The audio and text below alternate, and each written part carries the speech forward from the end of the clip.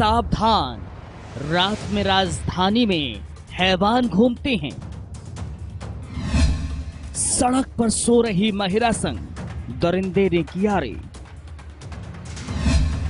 बेटी के सामने मां के संग किया बलात्कार। पत्थर का डर दिखाकर महिला से किया गया बलात्कार।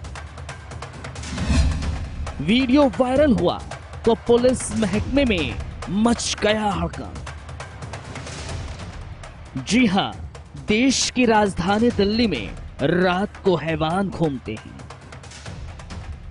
ऐसे दरिंदे घूमते हैं जो महज एक मौके की तलाश करते हैं।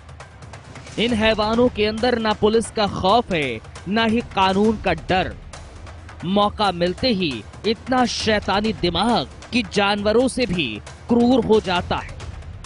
ये तस्वीरें उसी की बानगी भर हैं। जरा एक पल इन तस्वीरों को देखिए। एक महिला जो बेटी संग सड़क पर खुले आसमान संग सो रही है। तभी एक मनचला यहाँ आता है, महिला को बेटी के सामने डराता है, धमकाता है, पत्थर उठाता है और मार देने की धमकी देता है।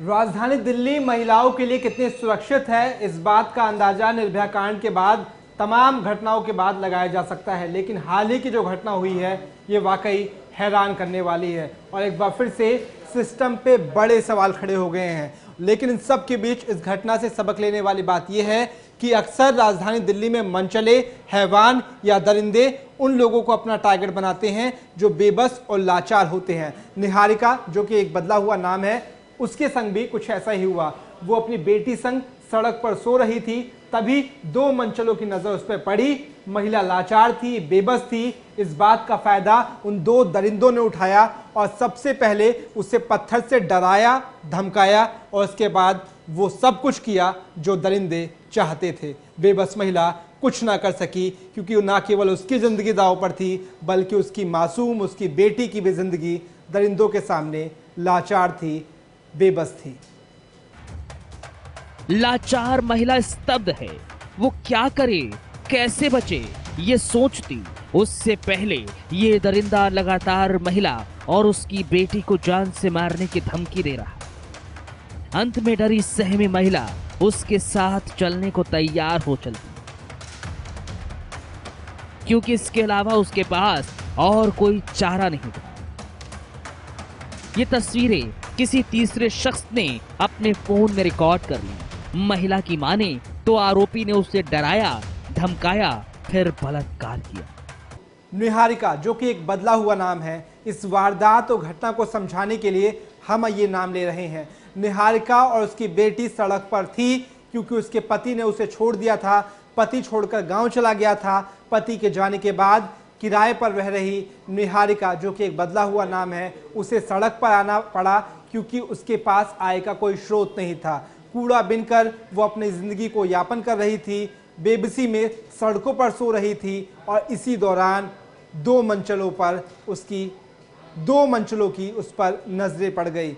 हुआ ये कि मंचलों को लगा कि ये कुछ नहीं कर पाएगी और मंचले ने पहले पत्थर से उसे डराया, धमकाया और उसके बाद बड़े ही आराम से वो सब कुछ किया जो वो चाहता था। लेकिन इस पूरी वारदात को एक शख्स ने अपने कैमरे में कैद कर लिया और उस वीडियो को सोशल मीडिया पर प्लेटफॉर्म कर दिया, अपलोड कर दिया गया, जिसके बाद लगातार वो वायरल हुआ। उसके बाद पुलिस में हड़कंप मच गया। उसके बाद जो कुछ हुआ वो आप देख रहे हैं।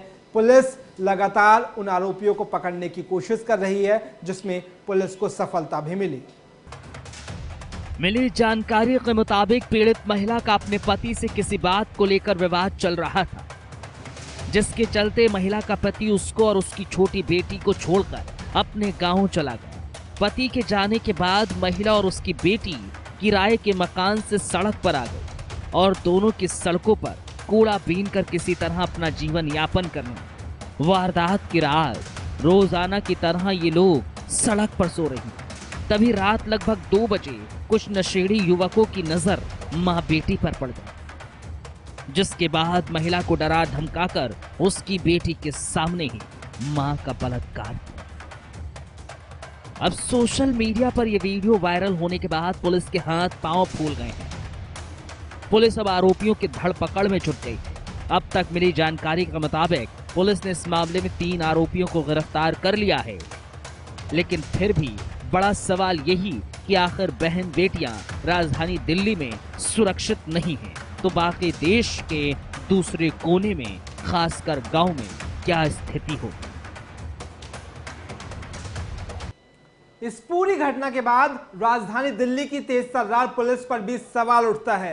सवाल ये कि क्या आखिर रात को सड़कें सुनसान होने के बाद सुरक्षा की गारंटी किसकी होगी? क्या दिल्ली पुलिस की चौहद्दी में भी आरोपी या मंचले या दरिंदे या हैवान इतने बेखौफ है कि उन्हें ना कानून का डर है ना सिस्टम का खौफ? इन सब के बीच बड़ा सवाल यह भी है कि कैसे एक महिला पति के छोड़ने जाने के बाद सड़कों पर सोने को बेबस है। कहां गए रैन बसेरे वाले वो तमाम दकियानूसी बातें जो सरकार दावे करती है, और कहां गया महिला आयोग जो महिलाओं के हित की बात करती है?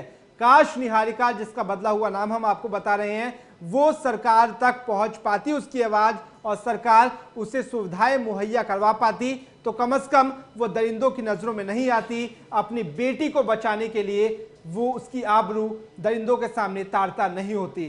सबक ये कि अगर आपके आसपास भी कोई बेसहारा महिला है, वो लाचार है, तो बजाय उसकी लाचारी का फायदा उठाने या उस पर हंसने के कोशिश कीजिए, मदद कीजिए, ताकि मदद से निहारिका, जिसके संग ऐसी क्रूर वारदात हुई है, उसकी आबरू तार तार हुई और अब वो पुलिस के सामने दर दर भटक रही है, वैसी कोई और महिला ना हो। और पुलिस को चाहिए कि पेट्रोलिंग और गश्त बढ़ाए ताकि दकियानूसी दावों के अलावा भी जमीनी स्तर पर कोई काम हो सके। क्राइम कैप्सूल के लिए रवि श्रीवास्तव की रिपोर्ट में आज इतना ही। अगली फिर किसी नई वारदात को लेकर मैं आपके सामने हाजिर होऊंगा, ताकि आप क्राइम की घटनाओं से अवेयर होइए, और हमारी कोशिश है आप जागरूक होइए। आप जागरूक होंगे तो क्राइम कम होगा, और क्राइम को कम करने के लिए कैप्सूल जरूरी है। धन्यवाद।